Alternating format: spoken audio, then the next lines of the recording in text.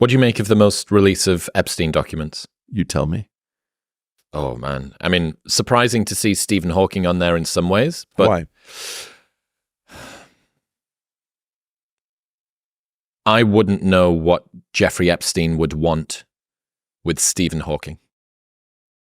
What are you assuming is so terrible about Stephen Hawking being in these documents? I didn't say that it was terrible. Okay. I'm Like that answer. That's interesting. I'm surprised that Jeffrey Epstein would have an interest in Stephen Hawking beyond him being somebody that is well-known, influential, powerful, and potentially leverageable, that makes me think, he took an interest in physics, and I don't know why. And you do. At least you have an idea about why he took an interest in physics, Jeffrey.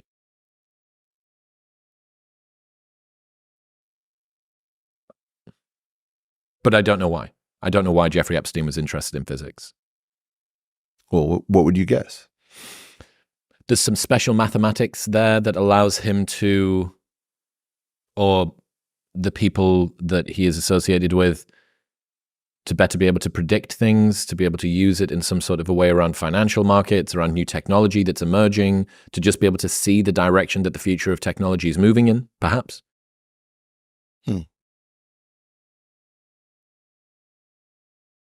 You know more about this than me. Come on. Well, I'd go back to this conference that he held. I think it's 2006 or 2004, called Confronting Gravity. So he holds a conference. I don't think he holds it on this island, on his island. I think he holds it on St. Thomas, maybe. And this is entirely consonant with an earlier meeting that he had with me, where he wanted to know about what I was doing with mathematical physics. And I have to say,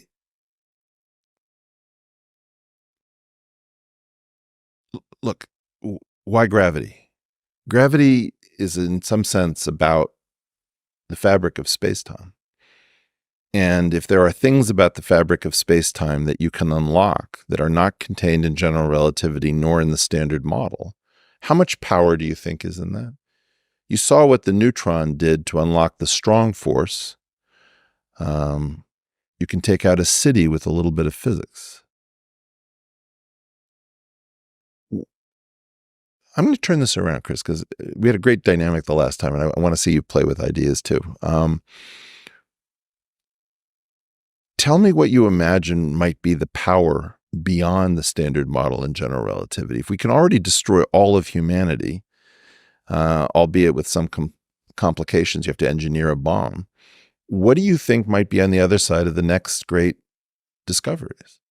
Well, I mean, this gets into sci-fi and speculation around that probably fits the next Marvel series. They should use this as the tagline. I would guess things to do with being able to move across space. Okay. Wormholes, time. If there are other higher dimensions, if that allows you to access, if the multiverse theory holds, if that allows you to access different universes and to move between them. It might be limitless power.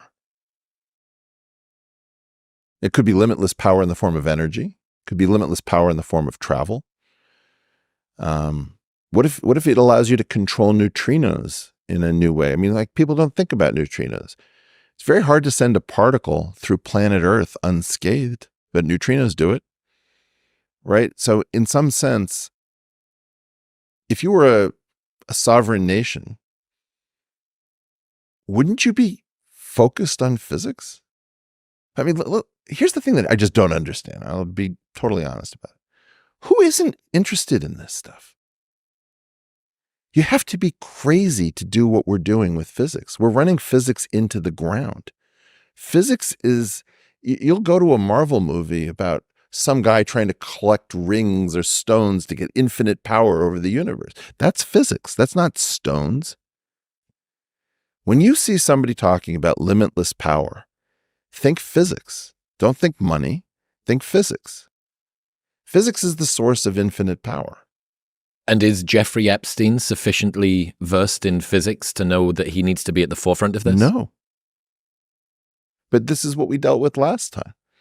So kids, if you haven't seen last time's episode, I don't think it was Jeffrey Epstein. I don't understand why we're so focused on this man. Why aren't we focused on whatever created him? Like, this is really weird. We can't think.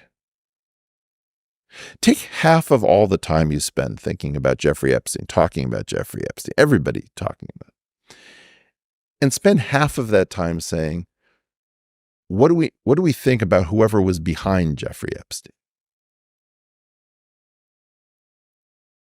Whatever was behind Jeffrey Epstein is what I think cared about gravity, cared about space-time, cared about physics.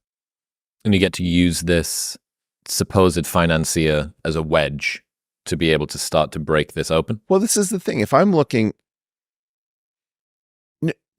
there's a picture of Lisa Randall at this conference. Nobody's worried about the sexual depravity of Lisa Randall. This is stupid. Lisa Randall's an amazing physicist.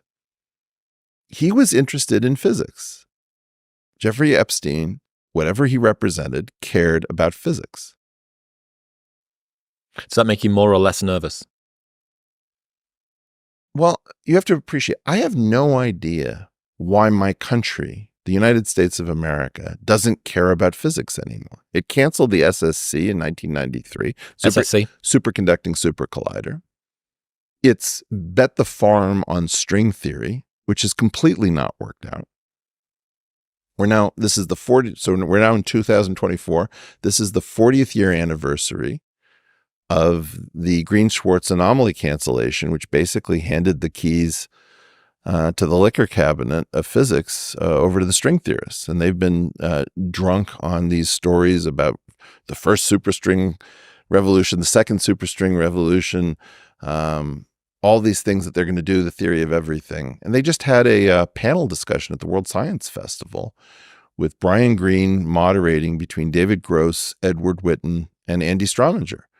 And this thing is delusional. Why? I don't know. I mean, physicists I know are calling me up and saying, you're right, Eric. I can't believe how crazy this is, because they're pretending that they didn't flush 40 years down the tubes, driving physics into a ditch.